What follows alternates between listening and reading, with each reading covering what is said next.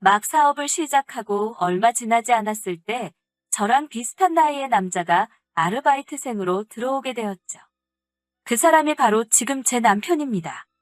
남편은 그 당시 사법고시 실패 후 다음 시험 때까지 쓸 돈을 벌기 위해서 제 매장에서 잠시 아르바이트를 하게 된 거였어요. 그런데 어느 날 제가 창고에서 물건을 꺼내다 큰 사고를 당할 뻔했었는데 남편이 몸을 던져 저를 구해줬답니다. 그렇게 저는 사랑에 빠지게 되었어요. 친정에서는 남편의 가능성을 믿어주었고, 그래서 우리는 어렵지 않게 결혼할 수 있었어요. 결혼 이후 지금까지 10년간 남편의 사법고시 합격을 위해 열심히 뒷바라지를 해줬네요. 하지만 번번이 낙방하고 마는 남편을 보고 있으면 이제 한숨부터 쉬게 되네요. 우리 부부에게 자녀가 없는 것 또한 남편의 사법고시 때문이에요. 제가 몸이 약한 이유도 있었지만 남편은 자기가 합격을 한 뒤 자식에게 당당하게 아버지가 되고 싶다고 말해왔고 저 또한 그 말에 동의했거든요. 그렇지만 그때만 해도 남편의 사법고시 준비가 이렇게 길어질 줄은 솔직히 상상도 못했네요. 또한 남편은 결혼 생활 동안 경제활동을 전혀 하지 않았어요. 결혼 전부터 이미 친정으로부터 지원을 아낌없이 받아왔었고 제가 하던 사업도 날이 갈수록 잘 되어서 생활을 이어나가는데 문제는 없었지만 그래도 저도 한 번쯤은 남편이 벌어다주는 월급을 받아보고 싶었어요. 하지만 남편은 명문대 졸업 이후 계속해서 공부만 했던 사람이라 그런 말은 차마 입 밖으로 꺼낼 수 없었어요. 제가 해줄 수 있는 건 남편이 공부에만 전념할 수 있도록 경제적 지원을 아끼지 않는 것뿐이었죠. 그런데 얼마 전부터 남편의 씀씀이가 눈에 띄게 커졌어요. 원래 이따금씩 친구들을 만나면 삼겹살집에 가서 소주나 한잔 하고 들어오던 남편이었는데 어느 순간부터 카드 명세서에 와인바가 찍혀 있기도 했고요. 고시생과는 거리가 먼 명품 브랜드에서 쇼핑을 하기도 하더라고요. 일거수일투족 따져 물으면 괜히 남편 자존심 상할까봐 혼자서 미심쩍게 생각만 하고 있었어요. 그러던 중 어느 날 모처럼 대청소를 하는데 남편 서랍 속에 목걸이가 있더라고요. 처음 보는 여자 목걸이였어요. 저는 곧 다가올 우리 결혼기념일에 나에게 줄 선물이라고 생각하고 아무것도 묻지 않고 들뜬 마음으로 기다리고 있었어요. 그런데 막상 결혼기념일 당일이 됐는데도 정작 남편이 결혼기념일인 것조차 잊고 있는 것 같더라고요. 저는 설마 하는 마음으로 기다리다가 결국 저녁 식사 자리에서 남편에게 뭐 나한테 줄 거 없냐고 물었어요.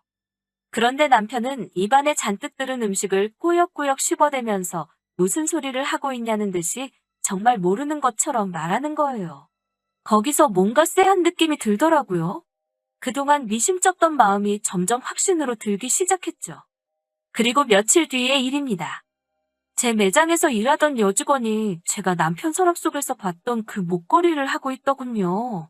저는 믿을 수 없었지만 그래도 혹시나 하는 마음에 일부러 여직원에게 제 집에서 뭘 좀 가져다 달라고 심부름을 시켰어요. 네 하고 대답하며 아무 군소리 없이 나가는 여직원 뒤를 조용히 미행하기 시작했어요. 그 직원이 벨을 누르자 제 남편이 너무 자연스럽게 현관을 열어주고 들어가더군요. 그리고 저는 그렇게 복도 창문 틈으로 둘의 불륜을 목격하고 말았습니다. 둘이 찰싹 달라붙어 있는 꼴이 아주 가관이더군요. 남편은 여직원에게 조금만 기다리면 자기가 위자료 잔뜩 받아서 이혼할 거라고 말하더군요. 저는 충격에 더 이상 그들의 대화를 듣고 있을 수가 없어서 자리를 피했어요. 그리고 복수를 결심했습니다.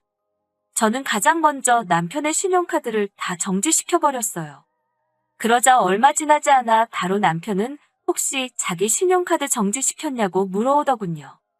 저는 사법고시생이 무슨 신용카드가 필요하냐며 단칼에 잘라버렸죠. 남편은 황당하다며 항의했지만 저는 무시해버렸어요. 돈이 없어서 그런지 남편도 다시 공부에 열중하기 시작한 것 같더군요. 그렇게 한 달쯤 지났을까 남편의 안색이 너무 안 좋더라고요. 이따금씩 온몸을 긁어대기도 하고 식은 땀을 줄줄 흘리기도 했어요. 계속 춥다면서 한여름에도 옷을 여러 겹 껴입고 말이죠. 믿기는 했지만 그래도 내 남편이라 걱정되는 마음에 유명한 한의원에서 한약을 한 채 지호와 남편에게 먹으라고 주니 한사코 거부를 하더군요. 남편은 한약뿐만이 아니라 그 어떤 것도 제가 주는 건 먹으려고 하질 않았어요. 한 번은 한약을 먹이려고 실갱이를 하다 남편 옷에 쏟고 말았어요.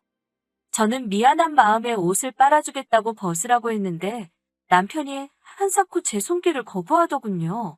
며칠 뒤 시어머니께서 남편에게 주라며 약밥을 지어오셨어요. 그런데 남편이 그 약밥을 한 입 먹고는 바로 쓰러져 버린 거예요. 저와 시어머니는 깜짝 놀라 남편을 바로 근처 병원으로 데리고 갔어요.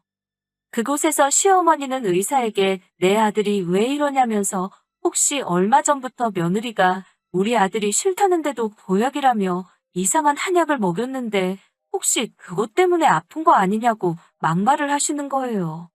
마치 제가 남편에게 해코지라도 한 것 같다며 의심을 하시더군요. 그러자 의사 선생님이 이 증상은 그 약 때문은 아니라고 하시면서 뜻밖의 대답을 하시더군요. 바로 남편의 신장이 하나 없다는 거였어요.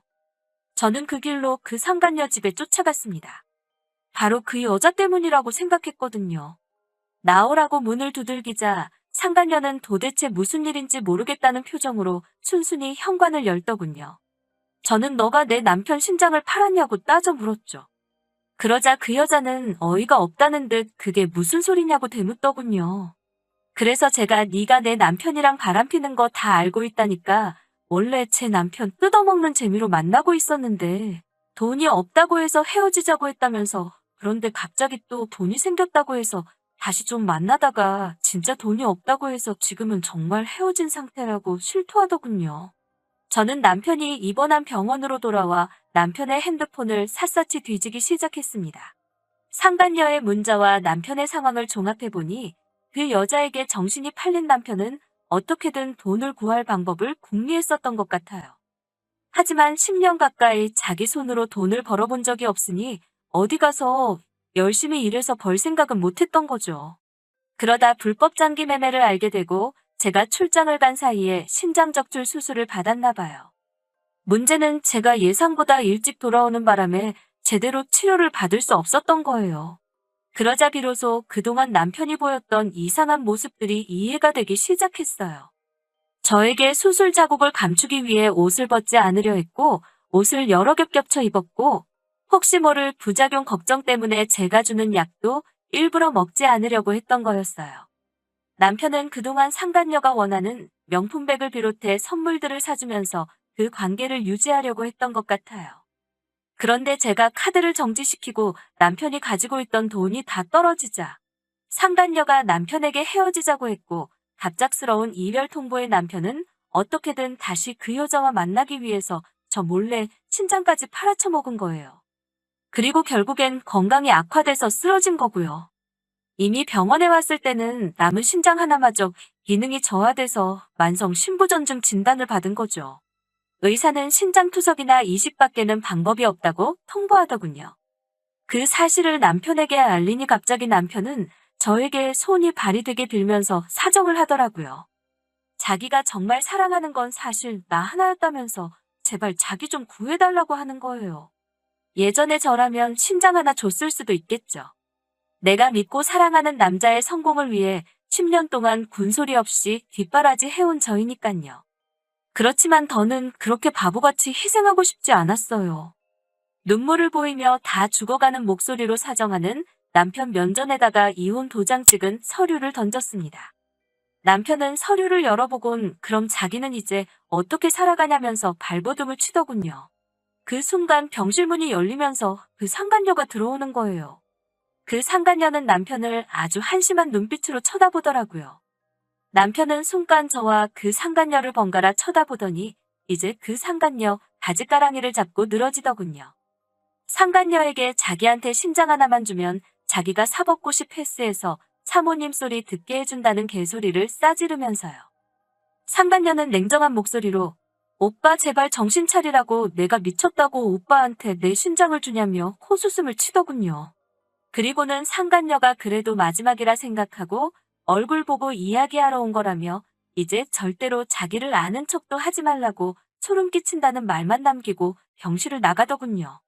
그렇게 저한테도 상간녀한테도 버림받고 건강까지 잃고 초라하게 누워있는 남편을 보니 인과응보라는 말이 딱 생각이 나더군요. 이제 남편도 혼자 살아가는 법을 배워야 하겠죠? 긴 이야기 들어주셔서 감사합니다. 오늘의 사연은 여기까지입니다. 구독과 좋아요, 알람 설정해주시면 앞으로 더 좋은 사연으로 찾아오겠습니다. 감사합니다.